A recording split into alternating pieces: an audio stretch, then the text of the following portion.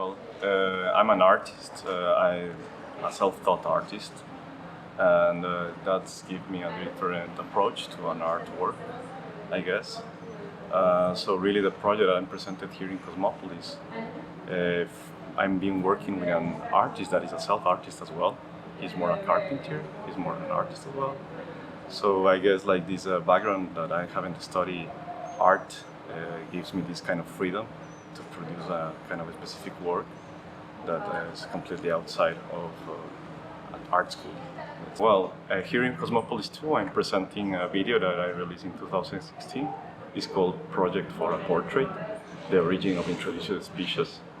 Is a video that I produced during a residency in Galápagos Island, Ecuador, where I've been invited to do a residency, and they want really to make me produce a specific work related to this island. So it's in a way a kind of a commission inside another commission. So I met Segundo Teodoro Ruíz. He's an artist and a craftsman, he's a carpenter, and I asked him, and I met him at Galápagos Island, and I asked Teodoro if it is possible to him to produce a portrait in wood. He's a carpenter that been living for more than 13 years at Galápagos Island. He's not from there exactly, but he moves there and he started making wooden sculptures, more or less like replicas of animals, different species of Galápagos Islands. So he worked with a specific tree that is so-called introduced species. It's more like a kind of a plague all over Galápagos. It's called Spanish Cedar. And he finds like this kind of gap in this special law system, in this kind of a specific regime law system of the Galápagos National Park, to cut and work with this kind of specific wood that is not considered like an endemic species. So I commissioned him to make this kind of portrait of him, the self-portrait, in a big sculpture, and I documentate all the process to produce this kind of work. Really, in the beginning, the art residency I've been working on want like an approach of an artist from Ecuador, talking about like a really specific place from Ecuador, that is Galápagos. So in a certain moment, I really found this artist from the local art scene in Galápagos that got like all these sculptures. So for Galápagos, is really representative in scientific work because in a certain moment, Charles Darwin developed one of the most well-known structures in science, that is the tree of life and the idea of the beginning of humankind.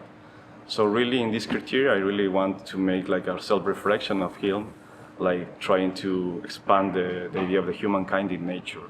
So the project is dealing with this idea of the scientific order in the Galápagos and the presence of the school, let's say, of Charles Darwin, but in this kind of a different tradition that is more like working with tourism, working with sculptures that are related to the ecosystem, let's say, of touristic infrastructure. So I really want to link those criteria, like the touristic infrastructure in Galápagos, the specific biodiversity of Galápagos that is really fragile, and the thought of Charles Darwin that is well known. No, I guess it's really almost all the film as really a kind of a reflection of the human presence in the nature, and I really want to catch in the video some of the moments that Segundo Teodoro Ruíz, this artist, are like reflecting like the what he's been doing. Like he's using like different tools, different instruments to construct himself in the nature, now cutting this kind of 100 years old tree and caving himself in this portion of nature, now in a really specific context that is Galápagos. So I really find that is really linked with some of the thoughts that in this edition of Cosmopolis comes up in different works. In my criteria, my project really deals of this presence of the humankind in nature. Yes, I mean in my work I really work with different kind of layers of knowledge. and then it depends on each project who I invite to collaborate with. In this project, I collaborate with Segundo Teodoro Ruíz, and I invite like this specific artist and specific carpenter. But depending on each project, I invite some scientifics, I invite some engineers, and I really want to make like more or less like a kind of a knowledge that it could be like treated like in my project, like really horizontal in a way. So it really depends on each project who I want to collaborate. But it's, as I mentioned, it's not the first project that I'm working with a collaboration.